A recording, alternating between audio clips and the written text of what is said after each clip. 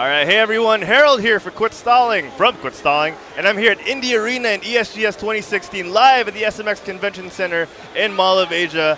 With me today, I have the fine folks here. Who are you guys? Let us know.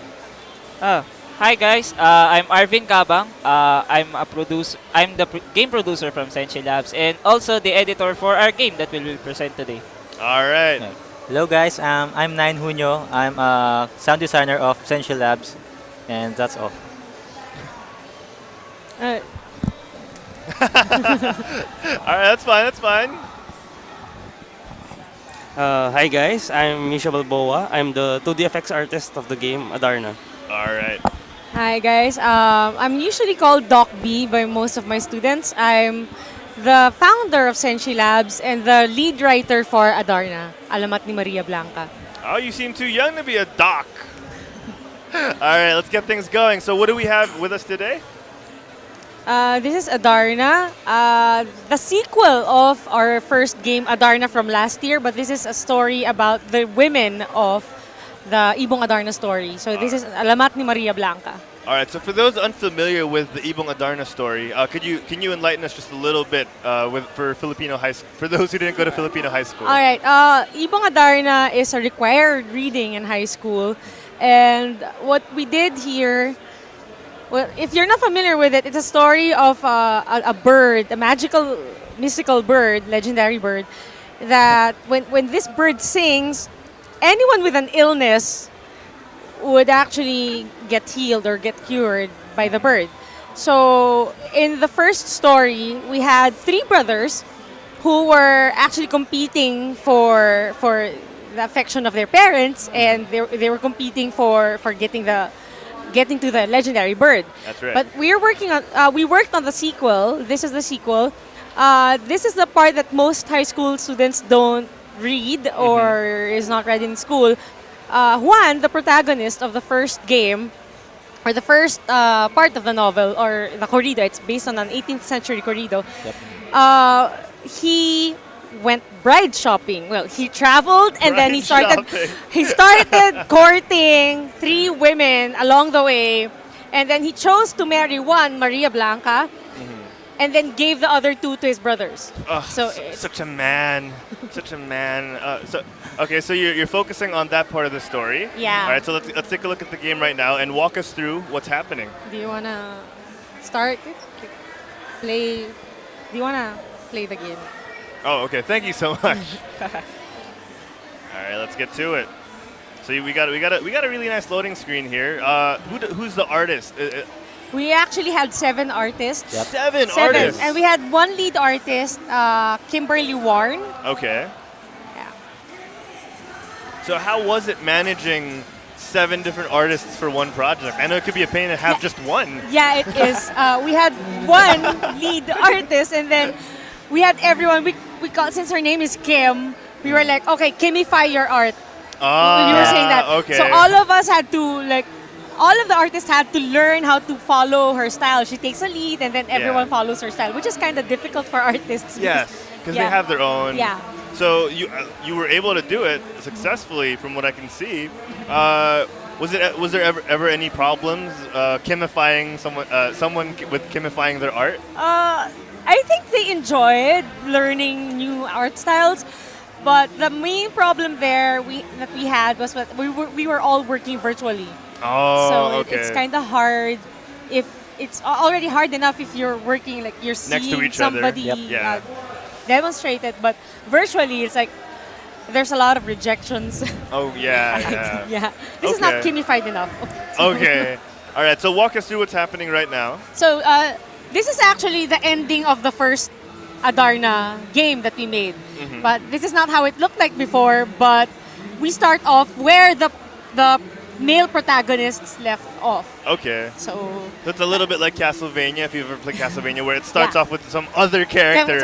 yeah. Yeah, the Belmont clan. So it starts off with the brothers Yeah. from the original story. Yeah. Okay.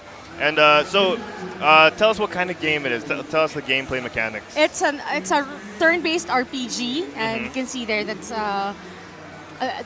it's like Castlevania. Also, all the skills are already there because these brothers are already strong by this time. So they have all their abilities yeah, unlocked. you can already see all the skills, all the possible skills that you can use here. Yeah, and it's turn-based. People at home might find this similar to some Final Fantasy games. Yeah. Yes. Okay. I'm sure those games were inspirations to you. Yep. Yeah. Yeah. Well, as you can see now, It's in Tagalog. yeah, it's in Tagalog. Oh yeah, tell us more about that. Tell us more. It's really hard trying to turn every word into Tagalog. Mhm. Like you'll miss out some borrowed words. Sure. Like original or something like that. Yeah. But as the editor, I have to make the language more interesting. Yeah, that's right. That's right. Because you have to make it more relatable to all audiences, not just the people who should be reading this in grade school or high school. All right, that's interesting. So we're talking about the language. Why focus on Filipino or Tagalog primarily instead of maybe localizing it to different languages? First off, it's because Ibong Adarna is originally a Filipino Story. story. Yeah, that's right. That's right. So we got to focus on that. Second, the feel of the game is also Filipino. Mm-hmm. That's So in line with that, we have to keep the language similar to how it feels like. So We also avoided the deep Tagalog words because Yeah. it's not relatable anymore. Yes, so, that's So right. we had to make it relatable. There are certain expressions that are a bit modern so that kids could just ease into it. Yeah, that's right. That's right. Sort of trick them into learning about the story. Okay, that's good. That's good. Okay, so you're taking a bit of a nationalistic approach. So you're keeping the property Filipino. You're keeping it Tagalog. So there are no plans to localize it to other languages. As of now, no. Even our music is like, he had to go through a lot of revisions Yep. that doesn't sound Filipino enough. Oh, really? Let's talk about the music. So did you have to use local instruments? So far, only few. Only a few. Yeah. Okay, but you did get the feel that you were going for. That's great. That's great. And I'm looking at the art right now, and the art looks very Filipino. The clothing looks very traditional Filipino clothing that you'll only see in museums nowadays, and it looks fantastic. It looks appealing in a different way. You know, you don't see this in Western games or even other Asian games. This is very unique to Southeast Asian culture. So, tell us more about what inspired you to design the characters in this way, but at the same time, keeping it very traditional. Oh, the first game we had in Adarna 1, it felt very Western because even the customs are so patriarchal and all that, and it's very Western. But this is when I traveled all over the Philippines and visiting museums, and we're like taking photos of the weapons. You did it for the game. Yeah, That is so interesting. cool. Like, so taking it, and then the designer's not here right now. I was like passing everything to him, and then he had to think. We had to think of what to name our attacks, our skills. They have to sound very Filipino. That's right. Even the weapons, they have to sound Filipino. We had a problem with the gems. How do you make it sound Filipino? Oh, yeah. yeah. So have you been successful in doing that, or are you still in the process of refining it? I think we are pretty happy with how we did it. That's good. Because right now, the art is distinct, at least for us. We haven't seen a game that exudes this much local vibe. Yes, that's right. Okay, so it's great. I'm seeing this. So what are we doing right now? So right now, since our protagonist now is Maria Blanca, we're doing away with a bride shopping story, and we made our own story for the three women. So right now, she's trying to find the Ibong Adarna bird for her sister who got sick. Yep. Okay. So she's traveling through villages and then helping people who have love problems, like this guy, he has a love problem there. You'll actually see a bit of pre-Hispanic culture here. Like when the guy is successful in courting another girl, he tends to serve the family of the girl by Paying You know, dowry? like iigib ng tubig, something like that. Okay, Then yeah, you yeah. have- What you call you have to dowry? give- the dowry, yeah, all of that. So, and then, but even though it's kind of a feminist approach, we didn't want to diminish the men Yeah, either. yeah. So, when later you meet the guys, at least they fought for what they believe in and they know how to handle themselves. Though they learn a bit of the culture of the women here in this game, so there was a bit of a compromise Yeah. between the characters for them to be able to finally marry each other or something. That's right. That's right. Oh, if you ask me, just degrade the guys a little bit more. Just make us feel a little worse because it's our turn. It's our turn. Gaming's been so sexist in the past. I'm just kidding. Just kidding. You find a great balance, and I appreciate that. And I'm sure the people who play your games will appreciate the balance and culture. So tell us more about the development process. So how long have you been doing development for your game? So it took us a year Almost before, almost a year. Yep. Usually games like this get finished in 3 months or something if you're working on it full time. But most of us have day jobs, so we were working Okay. on this on our spare time. Like Arvin is also working as in game ops, so Okay. so he has to make use of his weekends. That's right. Yeah, and That's I right. teach 3 times a week. Okay, where do you teach? In College of St. Benilde and Asia Pacific College. So, Oh, game development. yeah, game Okay. development. And so I use the spare days of the week to be able to work on this one. I'm sure those are few and far between. Yeah.